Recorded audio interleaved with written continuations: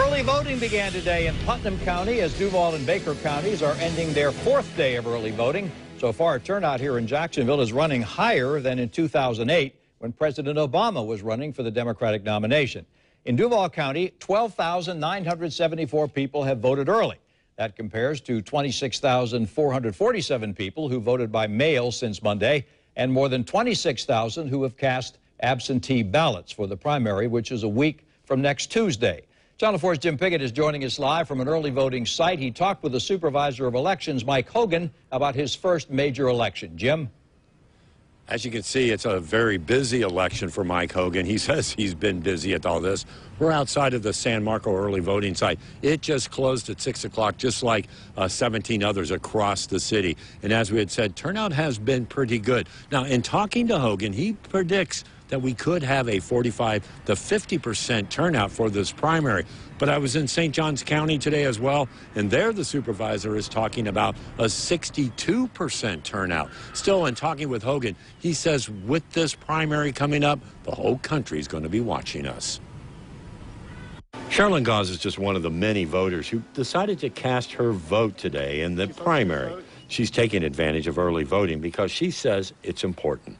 We have a lot of candidates that I'm not very happy of, but, you know, it is what it is. I don't like all the sparring between the different candidates. That sparring is sparking a lot of interest. Mike Hogan is Duval County's new Supervisor of Elections. He says there's a lot of work to do getting ready for this primary and the presidential election in November. I feel like I've just walked into a Class 5 rapid on my first trip down the river, and everything is focused on, and the entire nation is focused on this election, especially in Florida. So far, Hogan says early and absentee voting is going well. He says there's been some problems with signatures on absentee ballots, and they will continue to review those. But he says most of the concern is coming from people who are independents and are finding out they can't vote in the primary. Many calls about the fact that they're disappointed they can't vote. They're not a Republican or Democrat.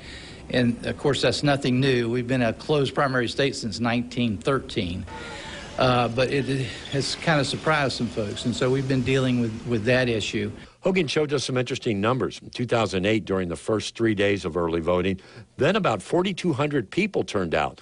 This year, during the first 3 days, over 10,000 people have voted early, more Republicans than Democrats.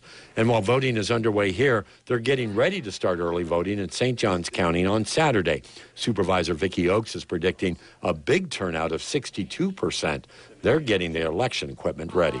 People are interested. They're engaged. We're getting ready to elect a new president, and now it's Florida's turn to have their say who their presidential nominees are, since we are a winner-take-all state.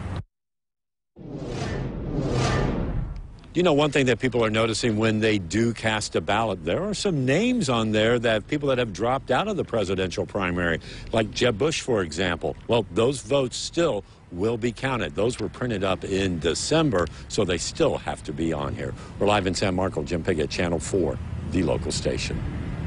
Thank you, Jim. Nassau and Alachua counties begin their early voting tomorrow. The last of the state's early voting counties will start Saturday. For more information, go to news4jax.com. Republican hopefuls Marco Rubio and Ted Cruz both opened campaign offices here in Jacksonville today, and tonight, those two, along with Donald Trump and John Kasich, will debate in Detroit ahead of the Michigan primary. We'll have continuing coverage at 10 and again at 11.